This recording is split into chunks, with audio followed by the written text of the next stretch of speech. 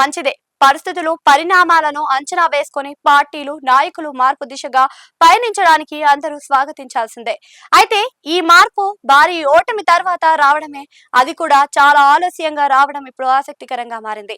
వైసీపీలో లెక్క మారింది. గత ఎన్నికల సమయంలో వై నాట్ 175 నినాదంతో వైసీపీ నాయకులు రచ్చ చేశారు.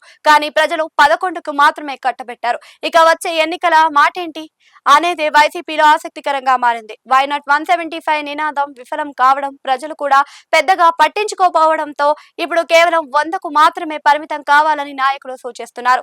తాజాగా జరిగిన వెన్నుపోటు కార్యక్రమంపై సమావేశంలో ఈ విషయం చర్చకు వచ్చింది. గతంలో భారీ లక్ష్యం పెట్టుకుని ముందుకు వెళ్లడంతో ఇబ్బందులు ఎదుర్కొన్నామని, ఇప్పుడు పరిమితి లక్ష్యంతో ముందుకు సాగి విజయం దక్కించుకుందామని పలువురు నాయకులు పేర్కొన్నారు.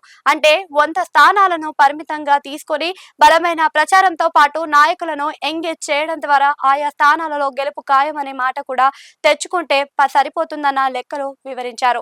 అయితే ఇది క్షేత్రస్థాయిలో ఉన్న ఆలోచన మాత్రమే. దీనికి సంబంధించి పార్టీ అధినేత జగన్ నిర్ణయం తీసుకోవాల్సి ఉంటుంది.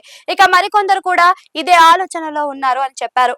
ఎలాగూ 11 స్థానాలు గెలిచిన నేపథ్యంలోనే ఇలానే బలమైన నియోజకవర్గాలను ఎంపిక చేసుకుంటే సరిపోతుందన్నారు. దీనిపై సజ్జల ఆలోచిద్దాం, లక్ష్యం తగ్గించుకునే కంటే గెలిచే మార్గాలపై దృష్టి పెట్టాలన్న ఆలోచన ఆయన బోధించారు. కానీ గతంలో కుప్పంపై ఎక్కువగా దృష్టి పెట్టడంతో పొరుగున ఉన్న నియోజకవర్గాలకు నిధులు లేకుండా పోయాయని ఒకరిద్దరు నాయకులు చెప్పారు. మనకు ఉన్న సమాచారం ప్రకారం బలమైన నియోజకవర్గాలను 100ను ఎంచుకుని ముందుకు సాగితే సరిపోతుందన్న ఆలోచనలు వచ్చాయి. అయితే జగన్ పాదయాత్ర ఉందని, ఇది అయిన తర్వాతే ఈ విషయంపై నిర్ణయం తీసుకుందామని, ఇప్పటికైతే నియోజకవర్గంలో అందరూ కలిపి పనిచేయాలి అని సజ్జల సూచించాలని చెప్పారు. కీలక నాయకుడు ఒకరు కూడా ఇది వెల్లడించారు.